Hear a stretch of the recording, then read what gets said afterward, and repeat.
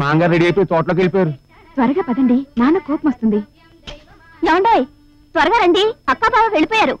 నిజమే, లేకపోతే చిన్నలుడు లేచి పిల్లలు అనుకుంటారు. Good morning. గుడ్ మార్నింగ్ మావయ్య. Good morning. చాలాసేపు అయింది. సారీ మావయ్య, లేవడం కొంచెం లేట్ అయింది. I drinking that coffee, that's why late.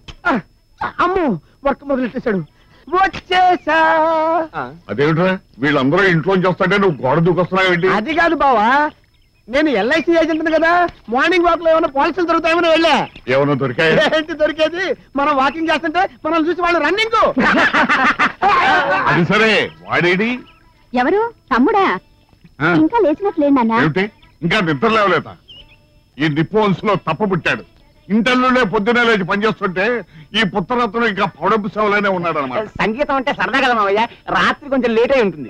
నేను ఇంగ్లీష్ లో చెప్తాను కదా, మై బావమర్ది is music lover just like me. అదే మీరందరూ కలిసి వాడిని ఇలా వెనకేస్తున్నామంటే వాడు ఇలా తయారయ్యాడు. రేపు పొద్దున్నే లేచి తోట పని చేసుకోవడం బావా. పొద్దున్నే నీకు జోక్ చెప్పనా? ఉన్నాయి 3 మొక్కలు, వీటిని కత్తిరించడానికి 6 ఎందుకు కానీ నిద్రపోతూ కళ్ళగంటున్నాడు అనుకుంటాను.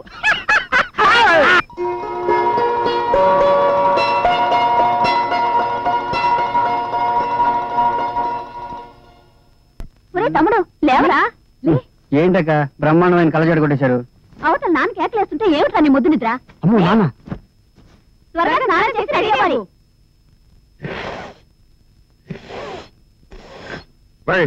ఏమిట్రా కాఫీ తాగటం? గ్యాద కుడి తాగినట్టు. ఏం లేదులే బావయ్య, కాఫీ వేడిగా ఉంది కదా అని సాసర్లో పోసుకొని అని ఉంటాడు. ఉఫ్ అంటూ తాగుతున్నాడా? అసలు ఎందుకురా వీడు కాఫీ తాగటం? ఏమన్నా సంపాదిస్తున్నాడా, చస్తున్నాడా? ఇదిగో ఆ పెద్దోడు చూడు, మెడికల్ షాప్ పెట్టుకున్నాడు, నా డబ్బులు సంపాదిస్తున్నాడు. నువ్వేమో సంపాదిస్తున్నాడు. ఈ 2 ఉన్నాడు, ప్రింటింగ్ ప్రెస్ పెట్టుకుని ఏదో నా డబ్బులు ప్రయత్నిస్తున్నాడు. నువ్వేమో సంపాదిస్తున్నాడు. ఇక వీడున్నాడు, ఇన్సూరెన్స్ అని మనుషులు సస్తాన్ని భయపెట్టి నా డబ్బులు సంపాదిస్తున్నాడు. నువ్వేదో సంపాదిస్తున్నావుట్రా? లేదు లేదంటే తప్ప ఉందని అన్నాడు నాన్న. మ్యూజిక్ కాలేజీలో పోస్ట్ కోసం ట్రై చేస్తున్నాడు కదా.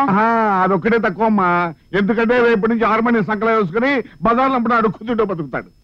ఇంకే లాభం లేదు. ఓ మంచి పిల్లని చూసి పెళ్లి చేస్తే ఆ అమ్మాయిని వీడిని దాంట్లో తెచ్చుకుంటా. నాకా? లేకపోతే నాకా? ఓన్లీ నాన్న, ఏదో చంటి విధవా. చంటి విధవమ్మా. ఇదిగో ప్యాంట్లు వేసుకునే రోజున పెళ్లి చేసుకుంటే నిక్కర్లు వేసుకునే వాళ్ళని ఈ పాటికి నలుగురుగా ఉండే. కోపంలో కూడా భలే జోకులేస్తాడు. ఇలాంటి సమయాల్లో ఏదైనా మాట్లాడే ఉంటే నాకు ఒళ్ళు మండిపోతున్నా. రేపే పురోహితుడిని పిలిచి సంబంధాలు చూడమని చెప్తాను. అది కదా నాన్న, ఈ నిప్పుతో పెట్టుకోవద్దు. ఈ నిప్పు వంశంలో పెద్దవాళ్ళు ఏం చెప్తే అది జరిగి తీరాల్సిందే. వాడికి నచ్చ చెప్పండి. ఒరే బామర్తి, ఈ ఒక్కసారికి మావే చెప్పినట్టు చెయ్యి. అసలు ఏమనుకుంటున్నాడు ఈయన? నా పెళ్లి విషయంలో ఆయన ఆర్డర్ ఏంటి? కావాలంటే తన్నే చేసుకోమని పెళ్లి. నాన్న మీద కోపడ్డం కాదు గానీ పెళ్లి చేసుకోవడానికి అసలు ఏమిటి అభ్యంతరం? అదంతా నాకు తెలియదు. నేను పెళ్ళంటూ చేసుకుంటే ఏదైనా చిగిడిని లవ్ చేస్తున్నావా? చెప్పరా, ఆ అమ్మాయిని తీసుకొచ్చి నీకు కట్టబెట్టేస్తాం. ఎక్కడ చూసావో డీటెయిల్స్ చెప్పు బామ్మర్ది. కల్లో చూశాను బాబా. కల్లో చూసావా నాయనా? అవును, ప్రతిరోజు నా కల్లో కనిపిస్తుంది. నన్ను చూసి అందంగా నవ్వుతుంది. కొంపదీసి నీ క్లాస్మేట్ కాదు కదా? కాదు. బస్సులో పరిచయమా? కాదు. క్లాస్మేట్ కాదు, బస్సులో పరిచయం కాదు. కల్లో కాకుండా విడిగా ఎప్పుడు చూసావా? చూడలేదు. అసలు అమ్మాయి ఉందో లేదో తెలుసా? తెలీదు. పోనీ పుట్టిందో లేదో అదైనా తెలుసా? అది కూడా తెలీదు.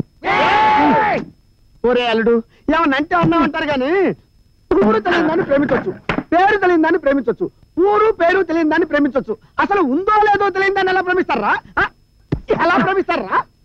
చూడు విజయకృష్ణ, వయసులో ఇలాంటి తింగరకరాలు రావడం మామూలే. నాకు వచ్చేవి. కానీ వాటిని నమ్ముకుని కూర్చుంటే ఫైనల్ గా బైరాగుల్లో చేరి తత్వాలు పాడుకోవాల్సి వస్తుంది. అందుకని మీ నాన్నగారి మాట విని కలలో ఎగిరే అమ్మాయిని కాకుండా భూమి మీద నడిచే అమ్మాయిని పెళ్లి చేసుకో. లేదు బావా, నా స్వప్న సుందరం తప్ప నేను ఎవరిని పెళ్లి చేసుకోను. ఆ అమ్మాయి ఎక్కడ పుట్టిందో తెలీదు, ఏం గుర్తులున్నాయో అది కూడా తెలీదు. ఎలా చేసుకుంటావు? గుర్తులున్నాయి. ఉన్నాయా? ఏం గుర్తున్నాయా చెప్పు.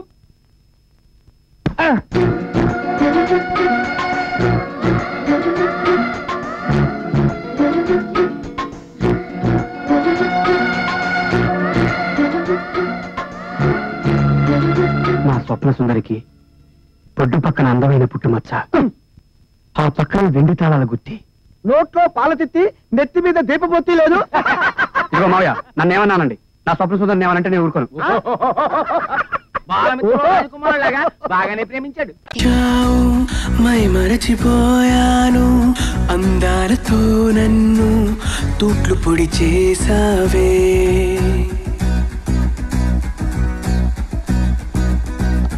ఇన్నెన్ని నాళ్ళైనా నీ జాడ పొడలేక ఎందెందు వెతికానో కాలమే వృధాయనే. పరువాలని వెన్నెన కనలేని నా వేదన ఈ పొద్దు